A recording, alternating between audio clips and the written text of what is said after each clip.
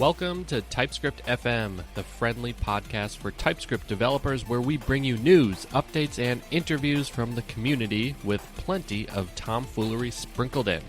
I'm your host, Kamran Erik, and I'm joined by my co-host and best bud, Erik IRL. Together, we're the two TypeScript fools. Welcome to the show.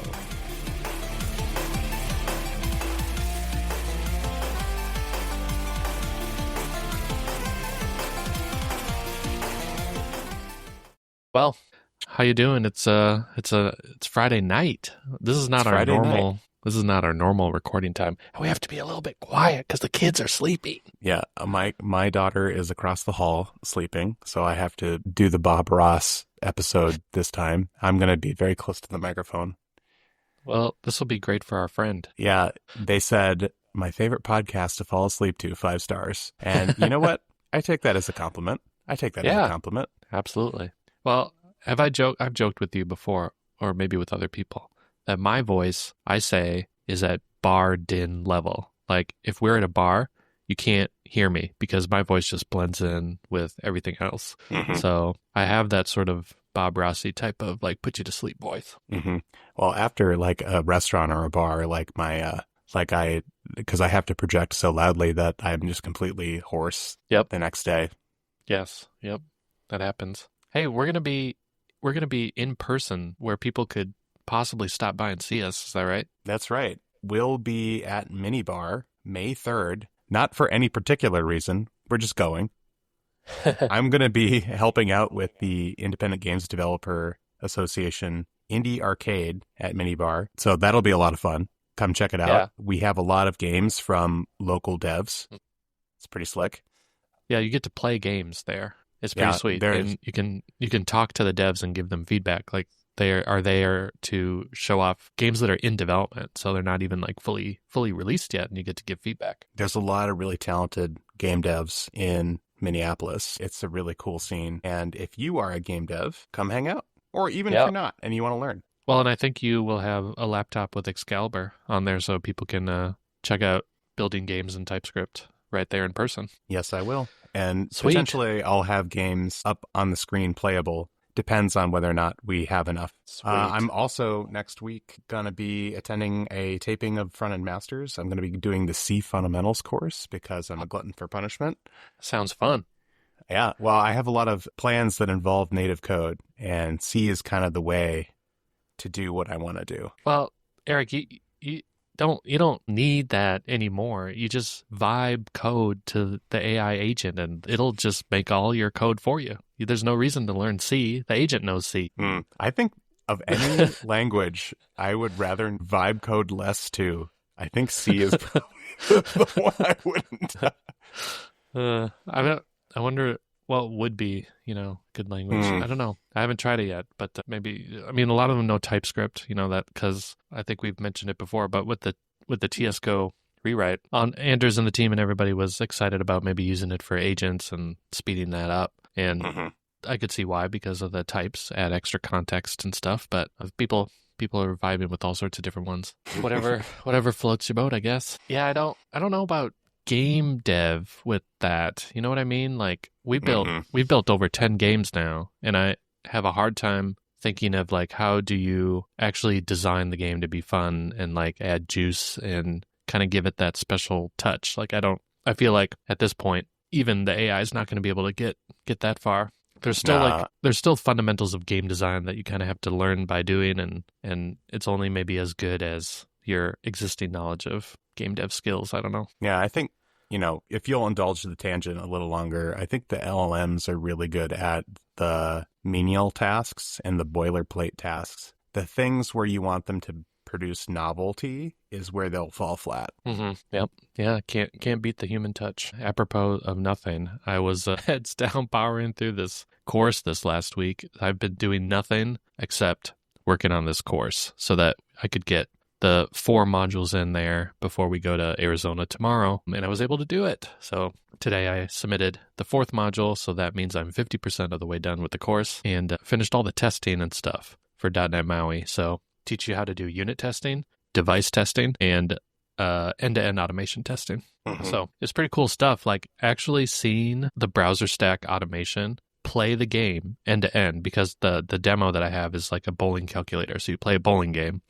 So the agent is playing the game on the device, and it's, recorded, and you're just watching it go through and scoring and doing all that type of stuff. It's cool to see the end result, but man, the journey there is, that's why I'm making the course, to make it easier for people, because it is not that easy. Yeah, it's definitely a thing I think you want to do, especially if you're doing device or cross-device testing, is you want to have some kind of end-to-end test that exercises the UI. Yep. Well, and I make a point of saying, like, and within the Android target, it was running on 3 different devices with 3 different OS versions, right? Mm-hmm. It found a bug on one of them. Samsung Galaxy, whatever, S22 has a bug, and I don't know how to fix it, but without Appium, like, I would not have found it. And even just writing some of those tests in the first place found bugs on iOS that wasn't, like, obvious when I was manually testing. So yeah, definitely a huge fan of automation testing and end-to-end testing. Well, the other thing that I did do at the beginning of the week is I finished a book. It's coming out next year, and I can't talk too much about it, but it's about time freedom. So, I'm a big fan of financial independence, working independently. And this book is actually focused more on the time freedom aspect. So, like, my goal is to take summers off, because my wife has summers off and our kids have summers off.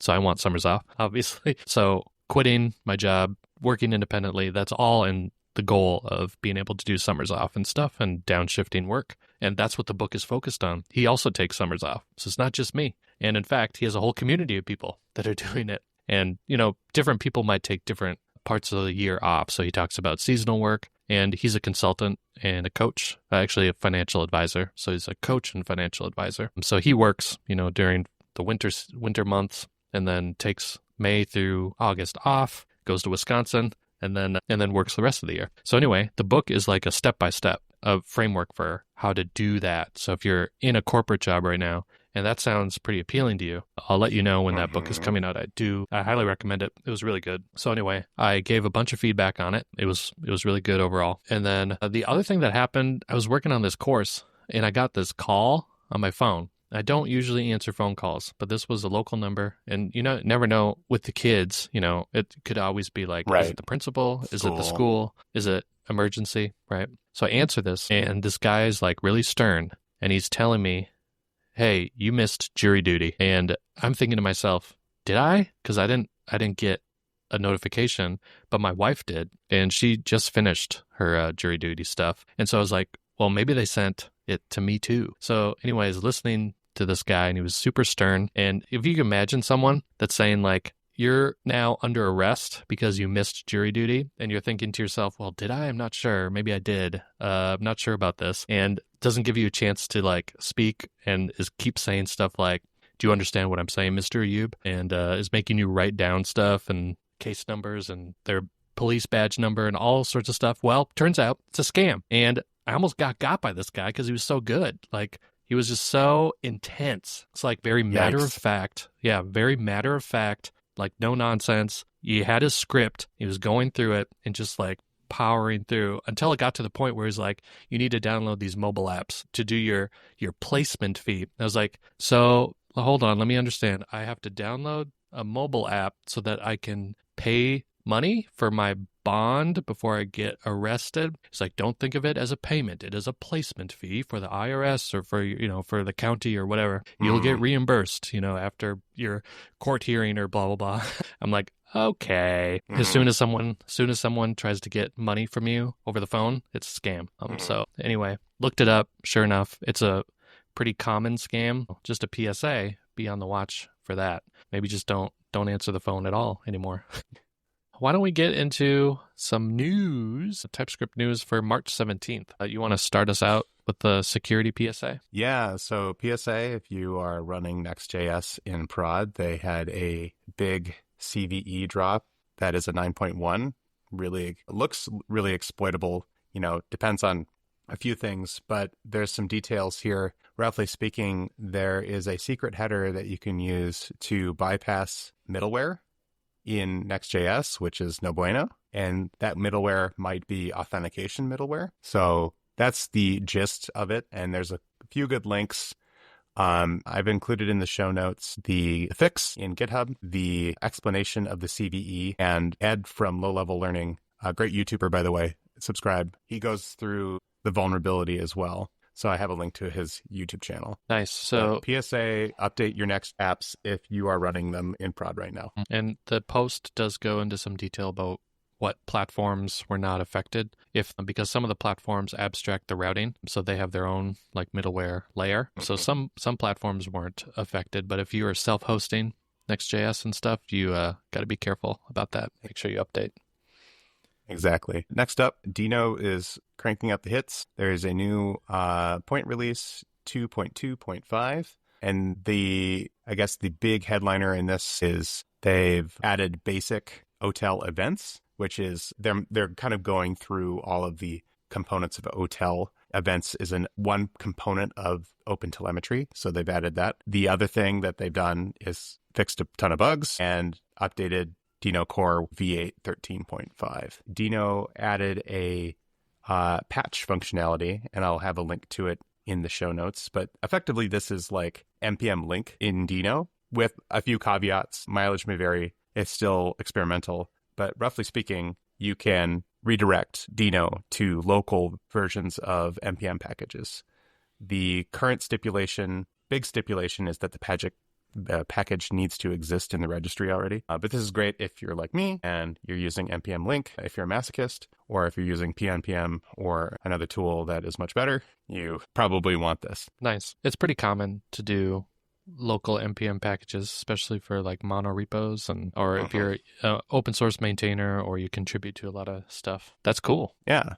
A thing that is near and dear to my heart, Deno also updated their documentation on foreign function interfaces. And for the uninitiated, this is the ability to call native code from your JavaScript or TypeScript code in Deno. And I am taking a look at the new documentation page, and they've cleaned it up quite a bit. It's very terse. It's pretty fantastic. They tell you how to make calls to shared objects, shared libraries in whatever system you're using. They also tell you how to marshal data into native code. So things like, how do you prepare a struct so that it can cross the C ABI boundary, which is important if you are calling C code. Like I mean, now that you're going to be becoming a C developer and you're going to write all your code in C now you can use Deno FFI so that whatever top layer can be Deno, your web app, and then can call into your massive stack of C code. And they have examples of how to call Rust libraries as well. So it's not just the C Andes like me. Cool. It is also the Rust Andes. Nice. Sounds good.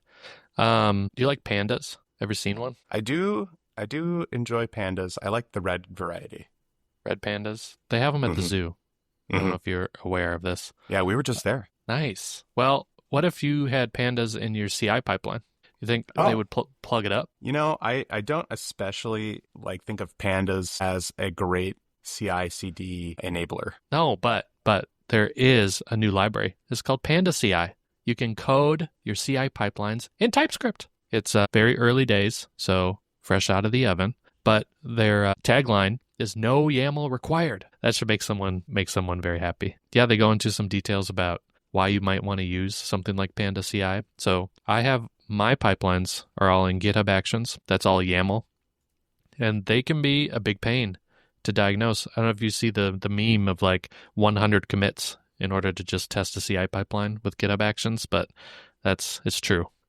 But with PandaCI, you can run it as code and you can debug it and you can do stuff with it. You can call packages and things like that. You don't have to abstract everything into shell scripts. So it's pretty sweet. So definitely want to check that out. Some other cool things about their tech stack, they're using Svelte on the front end, and we still have to do an episode on Svelte and TypeScript because I hear it's a good developer experience. And they've got a Go backend.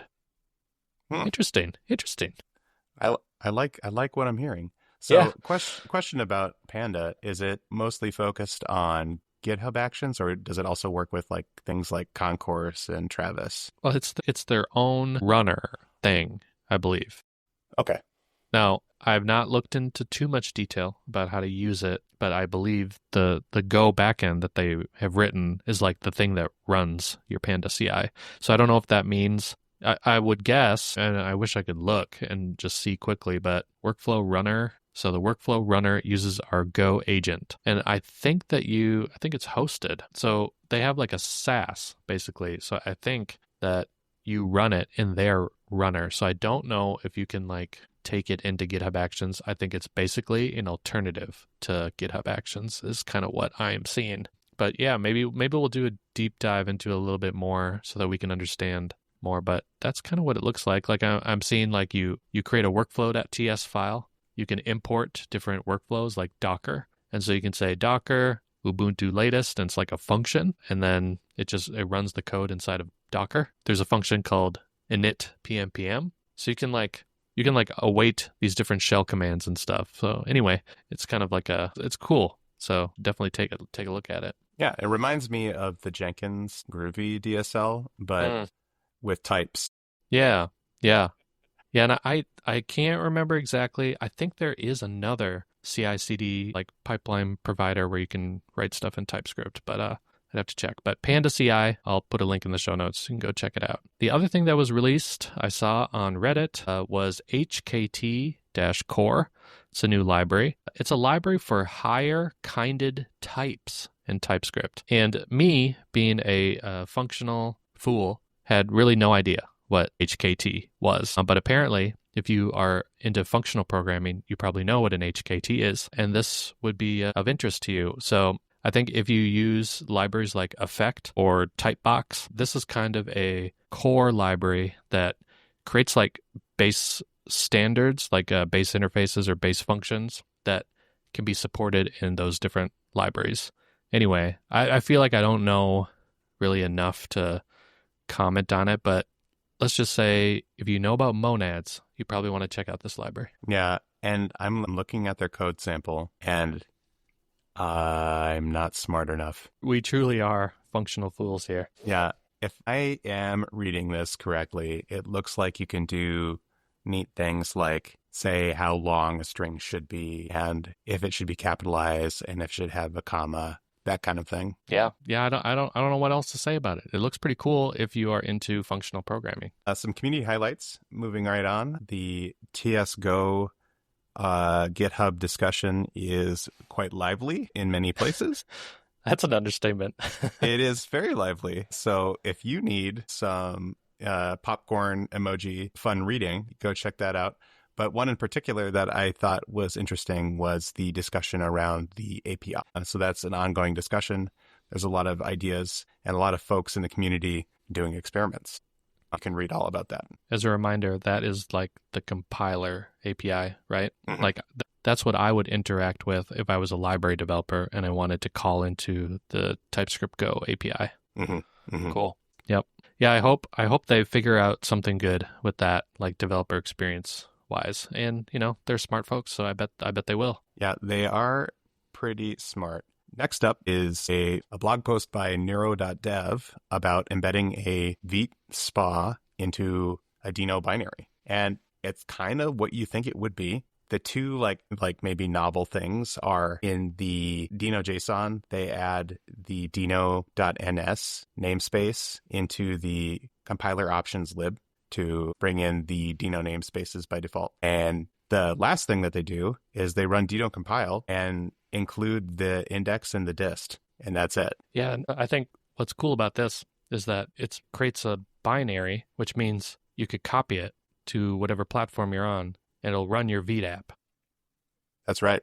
Which is kind of wild. Can you see, does it pop up with a window? Like, how do you actually see the Vite app? Yeah, so it runs a web server, as far as I can tell. So It's listening on whatever port you've configured. So Gotcha. It'll run that web server. So this is like a thing I would consider perhaps deploying to a container or some other host. And you can write whatever you want to write with regards to Deno. And if your host just lets you run a process, then you're ready to go. Okay, that's cool. So you could write your API in Deno. And I guess if you don't want to use the built-in Deno HTTP server, maybe if you have something that is written in Vite and you want to move it over to Deno, this is an option. And this might also not exactly be something that you do in production anyway. It might be some other kind of use case for it. That's cool. Yeah, it's super cool. Speaking of Deno, we got a lot of Deno stuff this episode, but Andy Jiang from Deno wrote up how to get deep traces in your Node.js backend with OpenTelemetry and Deno. And so the demo project, he's got a simple like ChatGPT interface. So it sends a request to whatever the open API was the tracing. But what I liked about the article is that it starts with, here's how to do it in Node. And so you can compare. And the Node one has a lot of boilerplate. They got to install I think it's 7 or 8 packages if I'm looking at it. And then you have to add a telemetry.js file, and it's just a lot of boilerplate code. And you can copy and paste it. But the Deno part is literally a single command with flags. So if you add some environment variables, OTel_Deno true, and OTel service name, you give it your OTel, your whatever you want to name it. And then Deno has a unstable OTel flag, and then you just give it your file. And OTel is going to be pre-bundled for you and hooked up. So you can run the command, and it'll immediately start publishing to your Grafana server, whatever you're using to capture your OpenTelemetry. So anyway, he goes into some more detail about how that works. But I thought that was really cool. I'm a fan. If you know me, or if you worked with me, this is kind of my jam at work. Mm-hmm.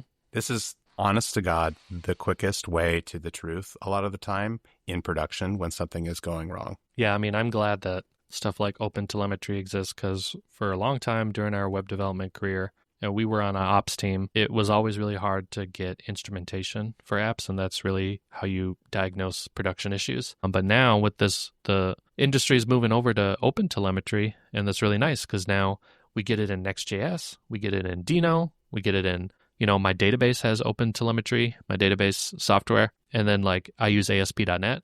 That works with OpenTelemetry.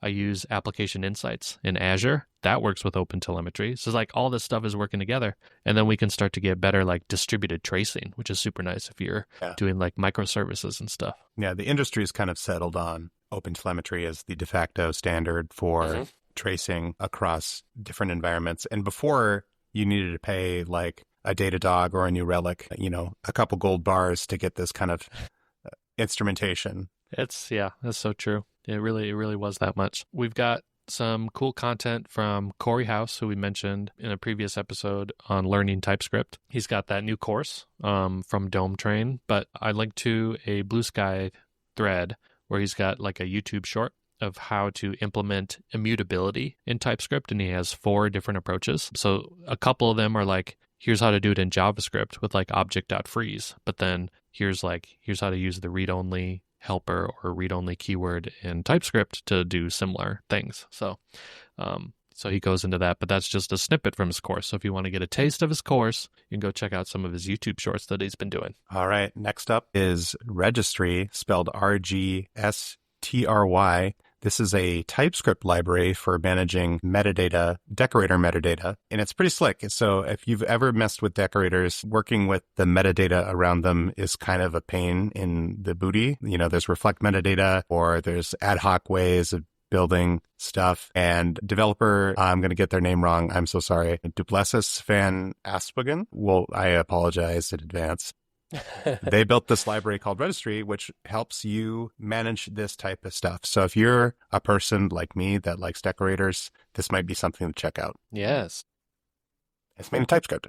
Yeah, I saw some discussion in the community from folks that are coming from Python, and I don't know, I'm not a Python developer. I've done a little bit of Python, but I guess decorators are pretty common in Python. And so they're wondering why is it so kind of fragmented over in JavaScript land and TypeScript land? So the history is sad. Yes, the ancient history of the decorators. Some other discussion in the community this past week has been around that Corepack removal from Node.js. So I think in a previous episode, we saw it was going to be voted to be removed, and that vote has gone through. So it is going to be removed from Node. Now, I admit that when we talked about this initially, I didn't really understand what full impact would be, because I thought initially that this was something entirely different, and it was a dependency that, was distributed separately or whatever and was causing issues with distribution. But I think it might be nice for the listeners to just give a really brief, like, what is Corepack? What was it used for and what was it useful for? So if you use different package managers than NPM, I myself have been using Yarn and then Bun, which I'll talk about in our deep dive. But like at Target, we use Yarn, so we did not use NPM. And I know a lot of people really like PNPM. So if you were using those tools and you wanted to contribute and work on other, Node.js projects, if the project itself, was using like NPM or a different package manager, you would have to read the documentation to be like, okay, what package manager do I use to work on this project? You'd have to install the stuff. You'd have to manage your versions, and you'd have to manually set it up. So I got to install Yarn. It has to be the right version of Yarn because Yarn 1 and Yarn 2 are different. And then you could work on the project. Well, what Corepack did was in your package JSON as the library author, you could say, I use PNPM and I use this version. And then since it was distributed with Node, anybody who had Node could work on your project. And when they do, whatever, NPM install your package, or I guess I don't know exactly how it ran, but it knew that, hey, you should have PNPM installed with this version, and it would do it for you. So that's what Corepack was like, an abstraction over all these different package managers. So this vote to remove it has got some people riled up, mostly maintainers, open source developers, people who are using different tools rather than NPM. So this does make their life a little bit harder because it adds an extra command. Like Corepack is still available. It's an NPM package, but you have to install it globally. So it's not going to be coming with your Node distribution. So you have to install it globally and then it'll work. But it's like an extra step that people have to add to their documentation. Oh, you got to install Corepack first. Then you can work on the project or whatever. Whereas before, there was only the one step, which was adding to the package JSON. And they were hoping that we could just get to no steps. Like we shouldn't need to worry about managing our package managers. We already have to worry about like managing Node itself, right? So anyway, so that's where the discussion has been happening. So I feel like I got a better kind of sense of how people were taking this and what its actual impact was going to be. All right. It's episode 11, Baby Got Bun. We are going to talk all about Bun today, a deep dive into the Bun runtime. And I'll have to include the obligatory Baby Got Back Jonathan Colton version, which is my favorite version, nice. Mostly because it's super goofy. From the mind that brought you Code Monkey. Did he do some Portal songs too? He did. Yeah, he wrote the end theme in Portal. Yes. Oh, by the way, GLaDOS is going to be at VGM Con. I saw she is a featured guest. So if you want to meet the voice of GLaDOS, you can come to VGM Con. All right. So what is Bun? What is Bun? What is Bun? I mean, it's a runtime. It's a bun time. It's a bun time. It's a fun time. It's a fun time, runtime. Yeah. So Bun is a JavaScript runtime, which means that it's in the same league as Deno and Node.js. So it's a Node.js alternative. It's not built on V8, which Node.js and Deno are both built on V8. It's built on JavaScript Core from WebKit. And unlike Deno, which is kind of a separate TypeScript first runtime, Bun is being designed as a drop-in replacement for Node.js, which means that their goal is for you to just replace your commands from Node to Bun, and it should just work. So it natively implements hundreds of Node.js and web APIs. So that includes FS, Path, Buffer, and more. And their goal is to run most of the world's server-side JavaScript and provide tools to improve performance, reduce complexity, and multiply developer productivity. That's what it says on their website. The project is spearheaded by the company Oven, which is founded by Jared Sumner, and it is, I don't know technically if it's VC backed, but it's a startup. And so that's kind of the 1,000-foot overview of Bun. But maybe we should talk about what are some of its differentiated features and capabilities. Yeah, and I think early on, I think Bun was a force for change in the server-side JavaScript ecosystem because they were willing to do non-standard things or add things that are just kind of DX improvements. And so in the beginning, they definitely had the biggest thing was the node compat feature with TypeScript support, which was kind of big before Deno had that. So that was an edge at the time. Now, maybe not so much of an edge now that Deno 2 is out with its expanded Node support. And then also Bun had the ESM common patchwork to make those interoperable. Now, not so much of a big deal in the latest Node that's coming out, where that's just a thing. And, asterisks maybe not such a big deal in Deno 2, except if you want to write new common code, you can't do that in Deno. It has to be in an NPM package. So Deno is a little stricter on the ESM common interface. So that's kind of the edge that I see there. One of the biggest things, I think, is their advertised drop-in replacement for Node. I think that's like a big thing. Like if you're looking to capture the dominant player, which is Node, you need to be compatible with Node. So another thing is they're really leaning into performance as a differentiator. They tout a lot of benchmarks. Now, take any kind of benchmark with a grain of salt. A benchmark is not your app in production. So I'm just going to say that. But what they've done to achieve some of their performance is re-implement a lot of the functions that you find in the runtime in native code. So in this case, they do native Zig implementations. Zig? Zig, which is kind of like, if I were to summarize it in like 10,000 feet, it's like better C. Okay. But you're learning C, but you're not learning the better C. Is that right? I am also a Zig fan. Okay, cool. And there is a reason I'm learning C, and it's not because I want to use C. It's like, if you'll indulge the tangent again, C is kind of like JavaScript for the native world. Every platform on earth has a compiler for C for it. So if you write it in C, you can port it to just about anywhere. Just like JavaScript, whether you should or shouldn't, that's kind of the rule. Now, Zig, you can also do a lot of that, but some of the tool chains I need to use, I would be kind of blazing my own trail, and that's just not something I'm wanting to sign up for yet. Cool. Yeah, so built on Zig, so Node.js, C++, Deno is written in Rust, and now Bun is written in Zig. So you've got 3 different native languages.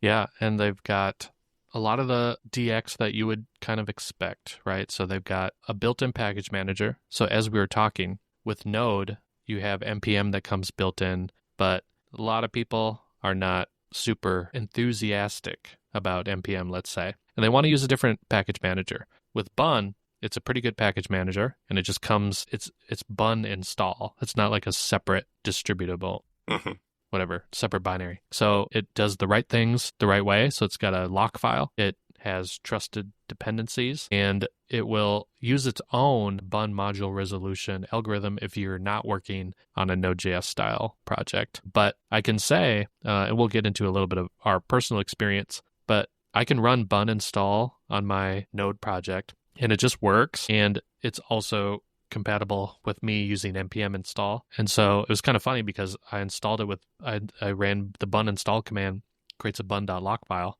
and then I ran npm install. There were no changes in Git. Like, it was the same. That's I think that's what's nice about it. Like with Deno, you kind of have to opt into all the Deno stuff. Like it's not a drop-in replacement. It's compatible with Node, but it's not a drop-in replacement. But Bun is trying to be a drop-in replacement. So you could theoretically switch your workloads from Node.js to Bun. That's what they want you to do. And then with that, you get better developer experience. So they've got built-in library implementations for lots of stuff. They've got HTTP server, client, WebSockets, workers, streams, SQL or Squeal, S3 object storage, File IO, SquealLite, globals, and they've got this dollar shell, which is pretty cool. The dollar shell is like a cross-platform shell implementation, so you can give it commands, and they work on Windows, Mac, and Linux. So that's pretty nice. And they've got a whole bunch of other stuff. They got a Bun patch, which is similar to what we were talking about, I think, with Deno patch. Is that right? I have to take a look at that. It sounds like it would be. Future Eric will go in and edit the episode to confirm or deny that it is the same thing as Deno patch. Hi, Future Eric here. It's similar but different.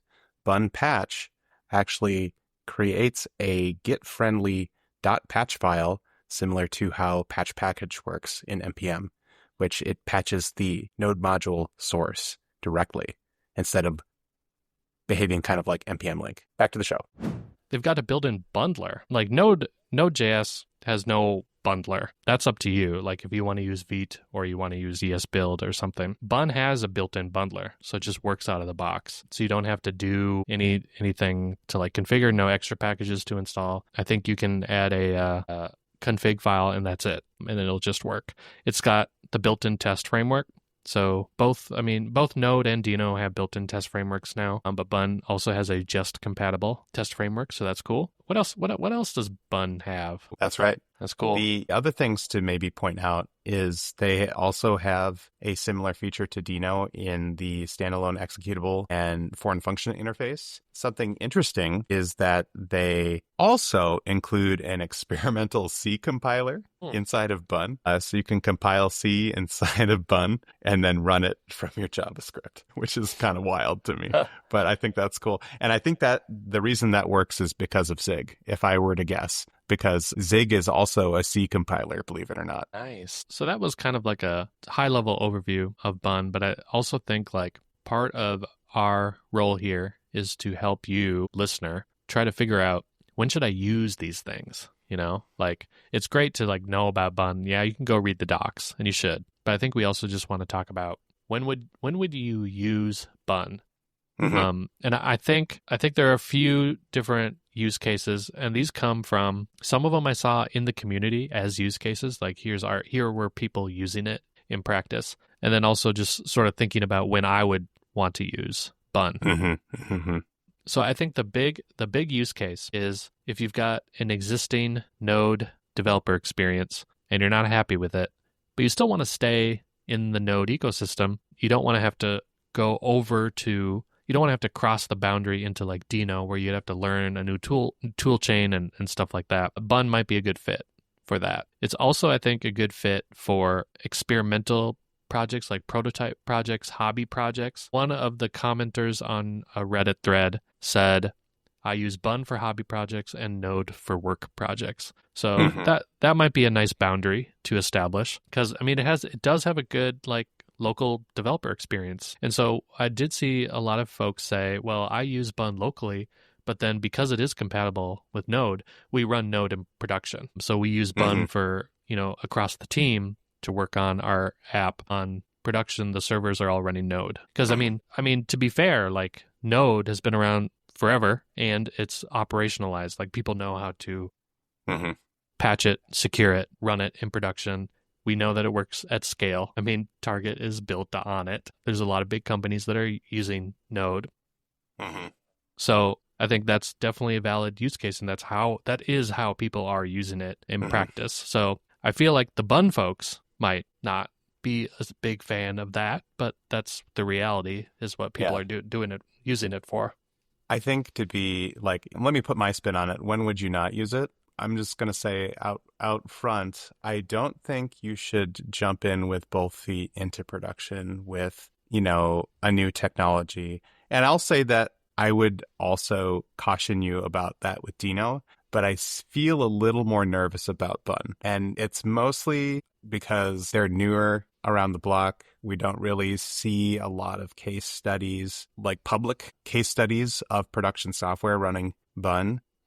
And we don't see a lot of the kind of the maturity around Bun that we see in Node. And Dino has its own hosting platform, so that's kind of core to their business model. So one would hope that it works well in that, production context because they're taking people's money. So I think in this case, because there's not a clear business model, it makes me a little more nervous to run it in production. Yeah, it's not quite clear, just even from browsing around the website. And I try to look at where's the company page, like, is there any kind of like, here's how we plan to, build a business on top of Bun. Like with Vite and stuff, you've got Void Zero and you've got Evan Yu, and he's been pretty clear about what their goals are and what their plans are. I would say that there's still not a clear, like, here's how we're going to pay people once the runway runs out. But with Dino, it's really clear. Like, yeah, it's an infrastructure company, and Dino is their open source. Like, that's your entry point into their ecosystem is Dino, and then you get it out onto Deno deploy, and now you're on their hosted infrastructure. I mean, it's similar to Vercel. Next.js is open source, right? But they obviously want you to get into the Vercel ecosystem, and so they become an infrastructure company. This is something that Swyx, SWYX, has written about previously, where he basically says every developer tool company is an infrastructure company, like at the end of the day. And I think it's kind of true. But we see that with Deno. That's pretty clear. Node.js is a foundation. So they've got the technical steering committee. It's not VC backed or anything, right? So there's no reason to sort of be worried about that. Yeah, but they've captured the market. Yes. So they're the market leader. Yeah. Every hosting platform on Earth can run Node apps. Yes. Yeah. I mean, if you're on AWS, if you're on whatever, Azure, GCP, they all just run Node. So that's easy. And not everyone runs Deno yet, right? And not everybody runs Bun yet. So I think if you want to you put on your, just stepping back, we're giving it a fair shake, but we also, Eric is putting on his staff engineer hat. And here I am, Kamran, the teammate, saying, hey, Eric, can we use Bun? Can we start deploying our apps on Bun? I mean, Eric is going to go through this decision-making process, and these are the things that he's going to be looking at. And these are the criteria, the decision criteria that we've looked at previously when we've evaluated vendors. We're looking at this type of stuff. So we want to, represent that. We don't want to sugarcoat it, so to say. Yeah. But we want to give it a fair shake for sure. But yeah, it's exciting. But I'll give it that. And I think I'm cautiously optimistic. I think it's definitely something you should check out, especially if you are doing things that are performance critical and low blast radius. I think this is a great thing to experiment with. Yeah, I think there was a lot of people in the community threads that I was looking at that were saying it's great for building CLI tools and local development tools because the DX is just so much better than Node for doing that. And those are low stakes projects. It's okay if they don't run Node. It's fine if they run Deno. It's fine if they run Bun. So I think that's definitely a use case where if you're doing a lot of CLI development or you're making a lot of tools, Bun could be much, much better than Node. And if you don't have a lot of TypeScript developers on your team, could also be better than Deno. Now, I think one thing we want to put a spin on this is from a TypeScript developer perspective, when would you use Bun? And that a little bit harder for me to see when that would be the case, but I think there's plenty of folks, I'm sure, that they're TypeScript fans themselves, but maybe their team is not quite on the bandwagon yet. And so it could be a stepping stone, perhaps. You could say, well, hey, we could run Bun and it's a drop-in replacement. Everything should be compatible, besides maybe some edge cases and things like that, at least for local development. Why don't we start with that? And then you, the TypeScript developer, could start writing some TypeScript and it'll just work. And you can sort of get people used to the idea of this integrated toolchain. That's right. Yeah, it definitely seems like they're leaning hard into and I think this is probably their most competitive feature is the DX. So they're they're really wanting it to be easy for folks that aren't familiar with Node to do Node things, but also to do things just with no nonsense. Yeah, and as part of prep for this, I did want to play with it. So I've essentially switched over to it for my front end development for my app, because before I was just using Node and Webpack. It was a pretty simple workflow that I was doing. So I started to switch to Bun. So I just ran Bun install, and I can run my NPM scripts with Bun run, script name. So I really liked that the commands were exactly the same. I didn't even look at the docs for that. I just assumed it would be Bun install or Bun run, and yeah, it was. So I think that could work really well for front end projects. And I don't run Node in production at all. So it's a much easier sell for me to move over to Bun locally. And especially as a solopreneur, I can own my own toolchain, right? So if I need to use Bun, I just install it on my machine and I'm done.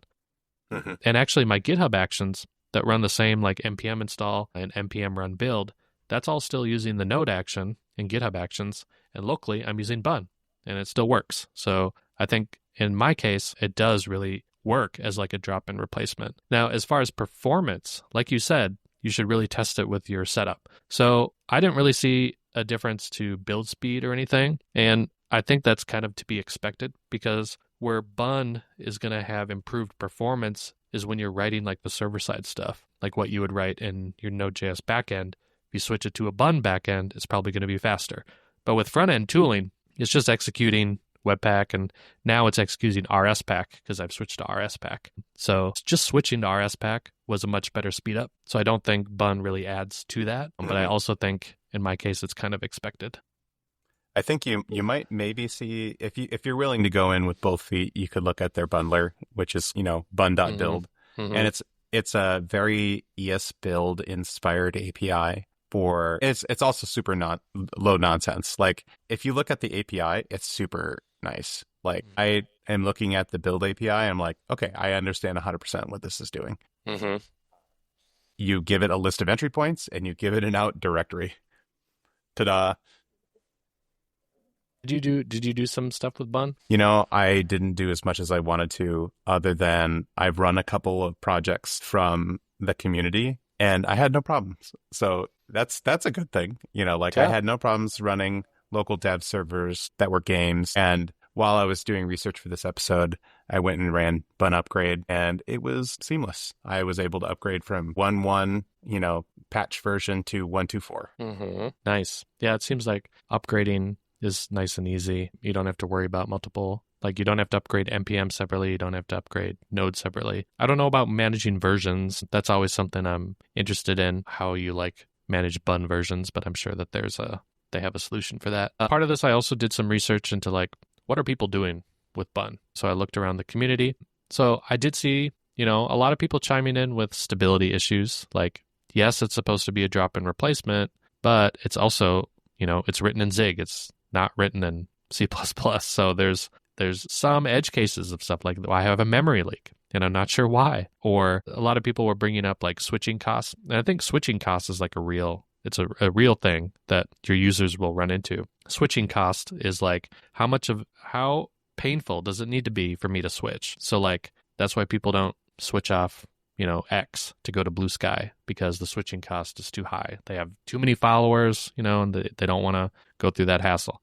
So similarly, if Node is working for you, why switch over to Bun? You're right. There's not a big enough value add there. So that's what a lot of people were saying. There's not a big enough issue with Node to switch. But there were plenty of people who were saying that they really enjoyed working with it. Someone said, I do love the tooling around Bun, and I've been writing all my CLI tools and stuff in it for the past year. It just works out of the box every time. Jared, the creator, is also very responsive on GitHub. In the rare occasion an issues arise, and it's usually from some obscure package. And then someone else said, I tried Deno 2.0, but there's a lot of rewriting you need to do to make your code compatible with it.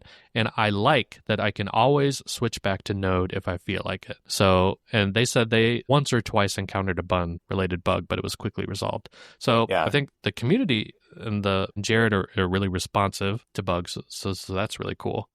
I want to highlight what you just said too, because I talk about this a lot in our decision making, which is, are you making a two-way decision or are you making a one-way decision? Yes. So if you commit to this, can you go back? Can you eject? Can you go back easily? And so certainly Bun has this two-way decision capability where you can go back easily. And I think that is a very important quality whenever you're, deciding on a tool or deciding on a software architecture. Yes. But I think some of the takeaways here, because there's a lot of stuff that we talked about. So I think in general, competition is really good. So it's been super nice to have Bun in the ecosystem because they are pushing these other runtimes to perform better. Everybody it's a rising tide of performance across the different runtimes.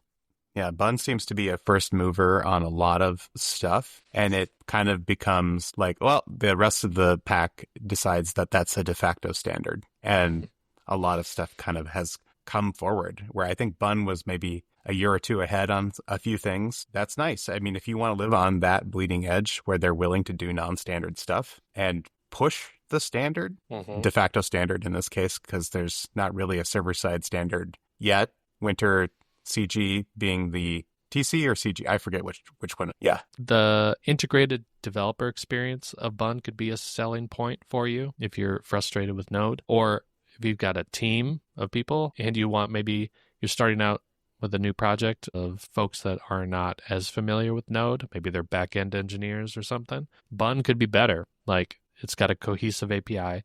The tools all work together. It's all integrated. So that could be a selling point for you. And then again, writing CLIs or having front-end focused projects seems to be a good fit for Bun. The Bun.dollar, the shell API, is really nice. So that's one nice thing about writing the CLIs, is you can write commands and they work across platform without having to do a bunch of gymnastics for it. It's got cohesive APIs. Like we said, there's a whole bunch of built-in stuff that they have. And then if you're doing a lot of hobby work, hobby versus work, that separation, hobby projects, Bun could be a super good fit. And then in production, you might still run Node. You can always go back to Node. That definitely de-risks the decision, but we do think that lack of clear business model with Oven and Bun and how they relate to each other is still kind of a risk. I mean, that's not just us. Literally, a Redditor comment was, "It's VC backed, and that alone gives me pause." I mean, yeah, I think that's true. I mean, we've all sort of seen and been burned by stuff that goes south when the VC money runs out. Fooled me once. Yeah, I mean, people are skeptical. I mean, that's just how it is. So yeah, I mean, as a TypeScript developer, I mean, I think Deno is probably still going to be like the option that you reach for in the end. But if you don't want to do a big rewrite or migration, and you might want to do more of a port, then Bun might still be a really good fit. And it has TypeScript support, so you still have that. Cool. Yeah, and there's a great resource on their GitHub called Awesome Bun with a bunch of links that you can check out. The logo is super cute, but they have a ton of articles. There's a article on Bun security essentials, which I think is a must read if you're planning on trying this out in production. And there's a bunch of starter boilerplate apps, some frameworks where people are building new JavaScript libraries and porting other ones, like Hano being one of the preeminent ones lately. Sweet. I've got a set of cool links here. We've talked a little bit about open telemetry and tracing and stuff, but what about profiling, performance profiling? So someone who was coming from Python was asking about what's the profiling story in JavaScript and TypeScript. Well, first of all, TypeScript, as you know, compiles to JavaScript, which means you can use any JavaScript tool to do your performance profiling. And in the past, I've used the V8 profiler, and that's built into Chrome. That's the profiling tab in the developer tools. You get that flame graph, and you can kind of see how your functions are performing. But I actually learned, after replying to this person, that VS Code has a built-in visualizer. And I did not even know that, but it can open up tracing files, and you can actually use the debugger as the profiler. So it has a profile button, which was new to me. So that's cool. And what's also cool about it is that if you are used to using maybe the React profiler, where it gives you the flame graph, but it sort of formats the graph so that the heaviest functions are on the left side. It's called the left heavy mode. Visual Studio supports changing the flame graph to display in left heavy mode, which could be easier to read. So it's easier to see long running functions. So I think that's pretty cool. But anyway, did you know that VS Code had a visualizer? I did. I've used that to debug slow tests. Nice. So you can debug, if you have a test integration in VS Code, you can run that and get a flame chart of where exactly is your test spending its time? Yeah. Because I went through this tear a while back where our test suite was taking too long for me. And I was like, okay, well, we got to make this better, okay? So I just went down and burned the whole thing down and found where things were slow. Yeah. And a shout out to the Visual Studio Code docs contributors, because they did a great job actually explaining how to interpret the flame graph, which is one of the biggest obstacles to profiling that I found. So it explains hey, this is not so intimidating as it looks. Here's how it works. And I think that was cool. The other thing in the overall news, you might be hearing more things about COBOL lately. And would you want to see how to actually write a COBOL-based UI? So this person posted a GitHub repo where he shows you how to build UI in COBOL, and it's pretty cool, and it even runs on Mac. So if you're interested in like retro programming and stuff, and maybe being a COBOL programmer, there might be some jobs available for you, then you can check that out. In fact, it's funny, I'm saying that it's legacy, but it's still obviously being used. And even Pluralsight had a bounty for any COBOL authors. So if you do know COBOL and you want to do some training, let me know, because I can put in a good word for you. My dad actually worked on DB2 mainframes at the insurance company several years ago. He migrated them all to SQL Server and .NET, but I thought that was funny because he had to learn COBOL in order to do that. Yeah, and if you're using SAP, ABAP is COBOLish. It's very COBOL adjacent. I think it's a variant. Don't quote me. Yeah, I never knew about SAP or ABAP until I worked at General Mills. So they're a big SAP shop. Yep. Yeah, and most of the world's finances run on mainframes, so there's a lot of COBOL still around. So, it's not going away anytime soon. So that, if you're looking for maybe a well-paid consulting gig, COBOL might be your way. If you know TypeScript and you know COBOL, there might be some consulting gigs for you soon. Yeah, that's right.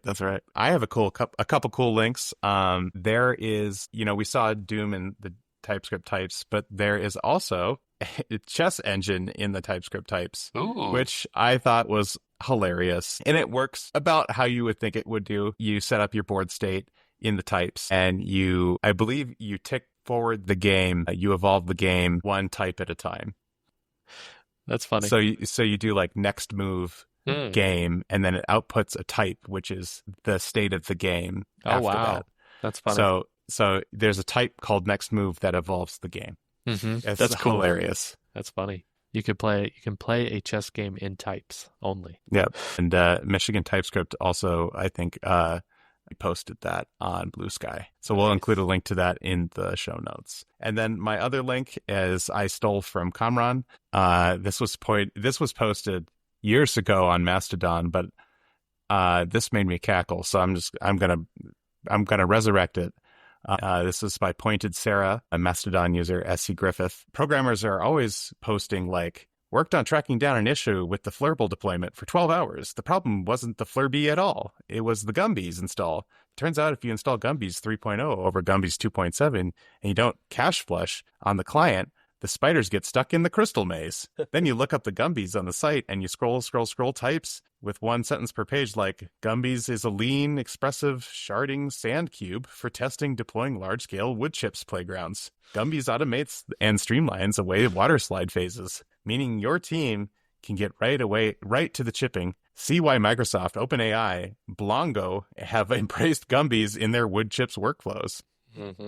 And you have to get to the bottom of the post and be like, I want this, I guess, but I still don't know what it is. Yep. I feel like that describes a lot of developer tool homepages. That's a meme in the developer marketing niche. Yeah, developer ease is a special type. Yes. I could tell when our friends were at a restaurant and we switched into developer mode and our friends just glaze over and they're like, oh. Yep. Yes, that's why it's nice to get into go in person to a community where you can talk to people about your weird foibles, like TypeScript. Hey, dear listener, I've got kind of a big ask for you. We need your feedback, and I don't mean your praise, praise is good, but real feedback. We want to know, are we helping you stay informed? Are you learning anything new? And how else are we helping? And what else can we do? So please, please, please email us at feedback@typescript.fm. And this is because we want notes for our retrospective episode. It's coming up. Episode 13, Eric. We've almost done 12 weeks. In another week, I think, is going to be the 12th episode. And lucky number 13, we're going to do a retro. So we got to figure out, are we doing what we set out to do? Do people actually find value in this? Or are they just telling us nice things to not make us feel bad? We really want to know, for real. And you can rate and review. That's fine. I actually don't care too much about that, as long as you're telling people. We've definitely seen from the numbers that the podcast is growing. So it seems like we're doing something right. But I don't want to just assume that we're doing something right. So we'd really like to know how we're helping you and in what way. And if there's anything else that we could do to make your TypeScript experience even better. Yep. And we'll help you with your Gumby's deployments for your wood chips workflows. Yes. Yep. Yeah, you could write your wood chips workflows in TypeScript now with woodchips.ts. That's a meme that there's whatever you think of, there's always an NPM package for it. All right. Well, I think that might be a show. Yeah, I think you're pretty tired, and then so am I. It's time to go to bed. Let's go to sleep. It's time to go to bed. All right. I am very Good tired. night, dear listener. I'm sure you already fell asleep. All right. Good night, dear listener. Bye-bye. Hi, everyone. This is Kamran. I just wanted to thank you for listening to the show, and we hope you enjoyed the episode. If you want to see the show notes, you can check your podcast player or go to typescript.fm, where you'll see a list of all the episodes. If you enjoyed the show, tell your friends, and please rate it on Apple Podcasts or Spotify, because that's how the show grows and gets discovered by more people. If you want to suggest news or a project that should be covered, or just want to say hi, email us at feedback@typescript.fm. If you want to follow us on social, we're both active on Blue Sky. I'm at comronicus.com, and Eric is at ericonerheim.com. You can also follow the show directly at typescript.fm.